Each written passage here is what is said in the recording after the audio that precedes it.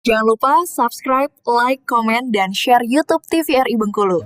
Dan nyalakan loncengnya ya.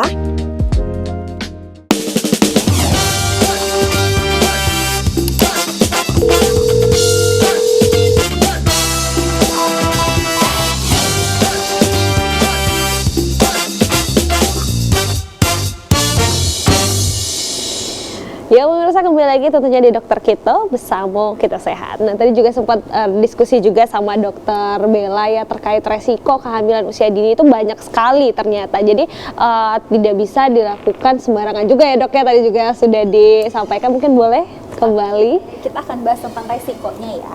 Jadi resiko kenapa sih sebenarnya nggak boleh kehamilan itu terlalu cepat gitu ya, atau kehamilan usianya dini gitu ya, yang masih kayak 14 tahun, 15 tahun. Kalau tadi kan dianjurkan itu kalau wanita memang 20 sampai 35 tahun usia reproduktif yang bagus ya.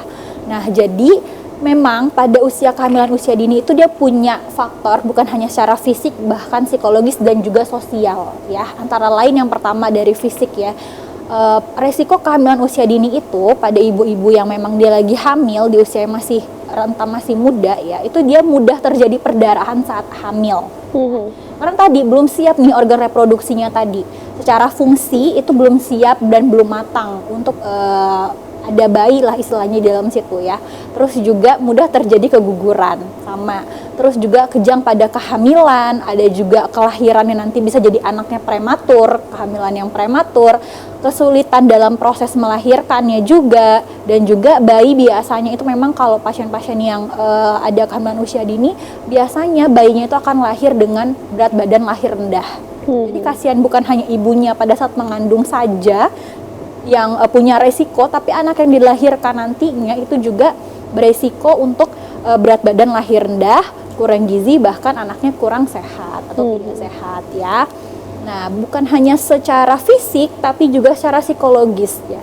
Pada pasien, pada orang-orang yang memang dia suka ada resiko kehamilan usia dini, dari psikologisnya pasti rasa stres atau rasa tertekan dari dirinya sendiri itu sudah ada. Pada mana hamil, mana ada tekanan juga, ada stres juga, itu juga bisa meregulasi dari hormon yang lagi sedang dia hamil gitu ya. Terus juga kekhawatiran yang tinggi karena beban yang akan menjadi ayah atau ibu. Bukan mudah kan ya untuk menjadi ayah ataupun menjadi ibu, makanya dia akan berpikir juga dan punya khawatir yang tinggi. Selanjutnya malu dan rasa bersalah. Nah ini yang paling menjadi beban ya. Sudahlah dia stres, ditambah lagi cemoohan orang-orang biasanya dari lingkungan sekitar, membuat dia jadi merasa malu dan bersalah. Selanjutnya biasa ditambah dimarahin orang tuanya juga, apalagi masih sangat belia, sangat muda, udah hamil gitu ya. Terus juga pertengkaran dengan pasangan, karena tadi sama-sama baru beranjak ke arah remaja yang memang emosionalnya juga meningkat, pasti pertengkarannya juga akan semakin banyak. Dan juga ditinggalkan oleh ayah dari anak yang dikandung. Ini kayak di sinetron-sinetron ya kali ini. Selanjutnya, resiko kehamilan secara sosial ya. Kalau yang sosial biasanya memang apalagi di Indonesia sendiri ini masih sering dikucilkan dan juga mendapat cemoohan dari orang lain gitu. Selanjutnya yang pasti juga itu adalah dikeluarkan dari sekolah ya. Jadi yang tadinya ini adalah usia sekolah yang harusnya memang mendapatkan perhatian, mendapatkan ilmu, tapi kalau misalnya sudah ada kehamilan di usia dini itu malah harus jadi putus sekolah. Jadi akan dikeluarkan dari sekolahnya, dan rencana masa depan yang tadinya sudah dibangun juga akan terganggu pastinya. Bisa jadi juga menjadi ibu tunggal ya, karena ayah dari anak yang dikandung itu pergi dan akan dicap buruk bagi ibu, ayah maupun anaknya sendiri nantinya, seperti itu. Jadi memang kehamilan usia dini itu memang harus dicegah. Nah, bagaimana cara mencegahnya? Yang pertama, memang kan kita harus sex education tadi ya, dari awal tuh sudah diberitahu.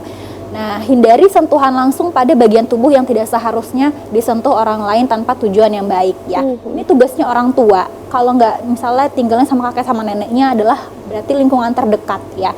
Diberitahu anaknya dengan baik bagian apa saja yang memang tidak boleh, terutama adalah bagian vital gitu ya.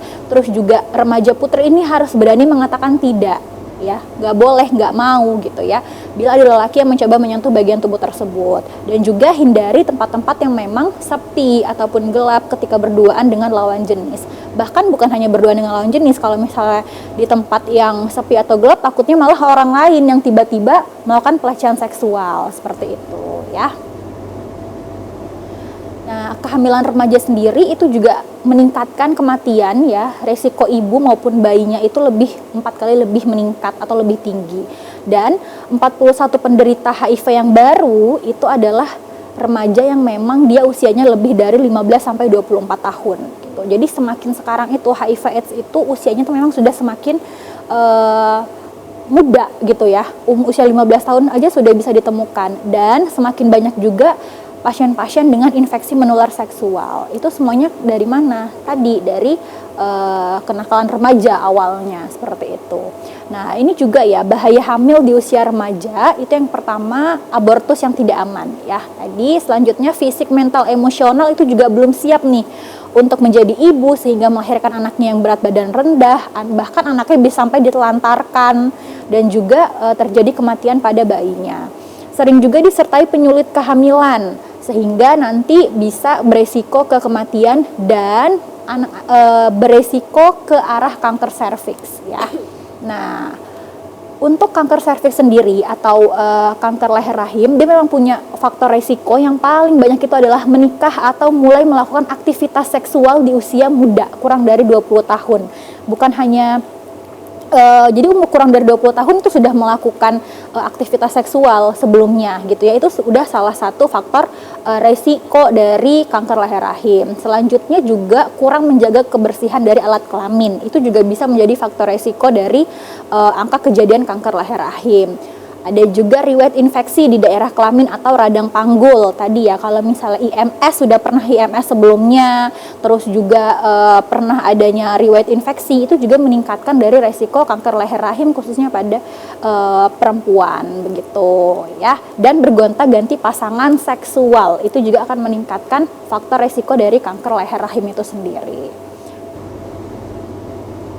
Yang ketiga permasalahannya adalah IMS dan juga HIV/AIDS. Ya, seperti yang kita tahu, infeksi menular seksual ini sendiri itu adalah infeksi yang ditularkan memang melalui hubungan atau kontak seksual. Contohnya misalnya penyakit sifilis dan juga gonore atau kencing nanah ya.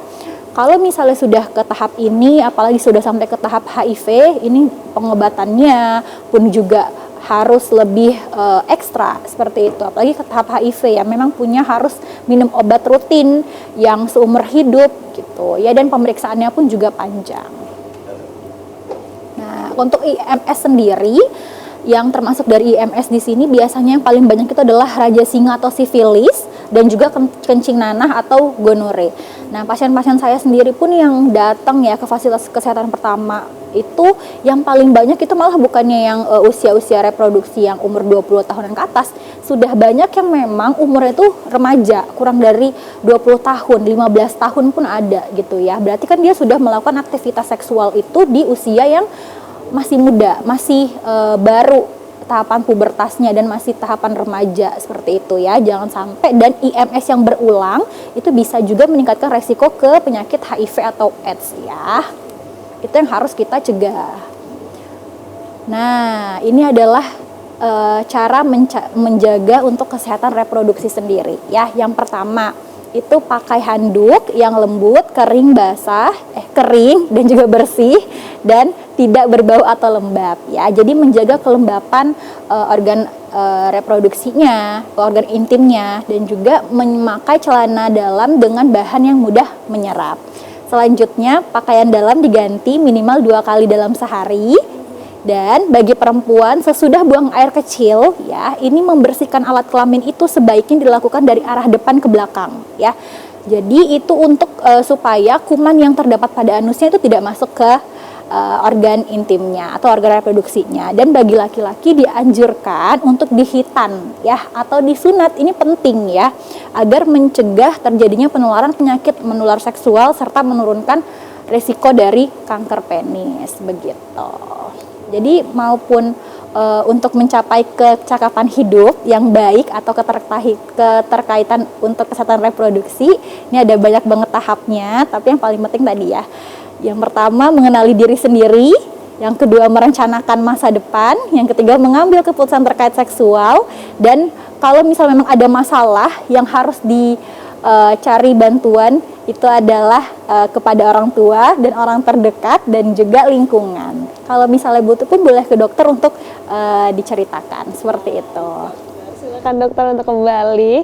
Tentunya sangat menarik ya, karena memang untuk reproduksi itu bukan hanya kita menjaga kesehatannya, tapi juga bagaimana tentunya ini bakal berakibat hingga ke kesehatan ketika kita melakukan sesuatu yang mungkin bisa dikatakan sesuatu yang fatal ya untuk kedua belah pihak, baik anak remaja perempuan atau mungkin anak remaja laki-laki. Mungkin buat pemirsa, mungkin dari Dokter Wenti, mungkin terakhir nih apa sih mungkin tips dan trik untuk orang tua menjaga anak-anaknya? Jadi seks edukasi bukanlah hal yang tabu ya untuk para orang tua ataupun orang-orang terdekat di remaja. Kita harus membahasnya bersama supaya tadi anak-anaknya atau remaja-remaja dapat diarahkan ke arah yang benar terkait seks edukasi. Karena mewanti-wanti seks edukasi dari dini adalah untuk masa depan anak tersebut ya, agar tidak terjerumus ke masalah yang tidak diinginkan seperti kehamilan yang tidak diinginkan. Baik, mungkin tambahan dari Dokter Bella?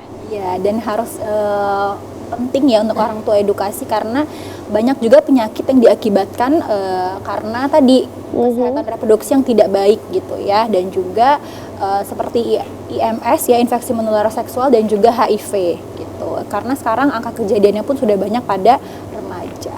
Baik, jadi memang harus dari remaja dan harus dari orang tuanya dulu nih yang harus memberikan edukasi, bukan hanya edukasi terkait kesehatan saja, tapi juga sex education ternyata perlu juga tentunya dengan apa ya, penyampaiannya lebih dengan seusianya ya dokter ya, lebih halus dan bisa dimengerti oleh anak-anak juga. Dan pergaulan bebas juga ya, kenakalan remaja dan pergaulan bebas itu juga sekarang sudah marak. Jadi kita sebagai remajanya pun juga harus pilih-pilih di mana tempat dan lingkungan yang baik. Baik, terima kasih Dokter Bella dan Dokter Wenti sudah hadir. Tentunya buat pemirsa di rumah jangan lupa saksikan terus Dokter Kita dari Senin hingga Jumat pukul 10 pagi hanya di TVRI Bengkulu. Saya Viva Manca pamit undur diri dan sampai jumpa.